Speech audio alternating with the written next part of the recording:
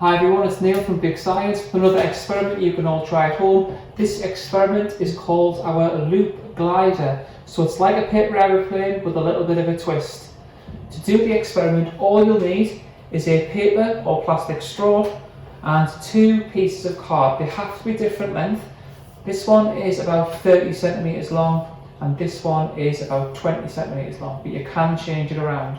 You'll also need some sellotape.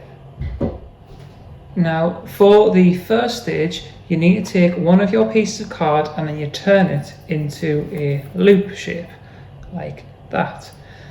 Then you get some tape, and at the connection point here, you just put the tape on and tape it. So it's a nice circle shape. You also do the exact same thing for the smaller piece of card. So you have two circle-shaped pieces of card.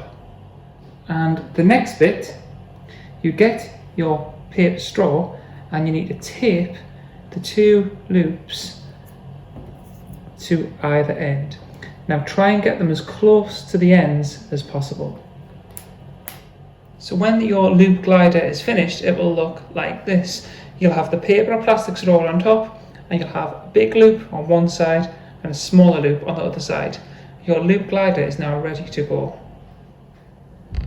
So that's our loop glider and it's ready to go. Now it doesn't look like it's going to glide or fly, it doesn't look like the paper aeroplanes we usually make, but it does work and it works really well, and it's kind of all to do with the shape of it.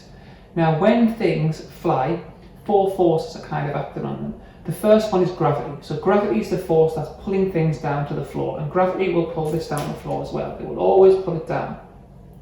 Then we have something called air resistance. So when something moves through the air, air resistance causes it to slow down. So that's why I will throw it. I'll throw it to give it some thrust, some power, which will kind of counteract the air resistance. It'll push it in the right direction. And then we have this thing called lift. So lift acts against the gravity and it tries to keep the object up.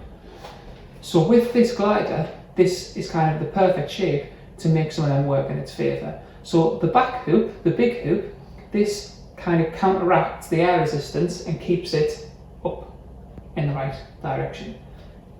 The front loop, that means the air travels through the hoop, it drags it through the hoop, so it kind of makes it travel in a straight direction. Now when the air moves through the front loop and towards the back loop, it lowers the air pressure. So the air pressure, there's a kind of column of low air pressure through the middle here. So that's what gives it the lift. The air pressure here is low, it's high here, so it lifts it up a little bit. Now gravity always wins and it will drag it back down to the floor. Now what you might also notice when you do throw your loop gliders, that the paper straw stays on top, it doesn't go to the bottom.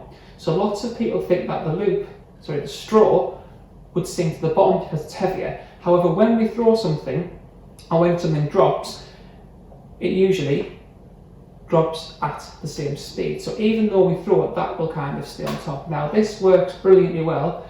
Try and make these at home. You can add more things to them, like adding even more hoops and seeing how far you can throw them. But they do. So this is our loop glider. Now when you try it at home, try and get it to fly as far as possible. That's the challenge.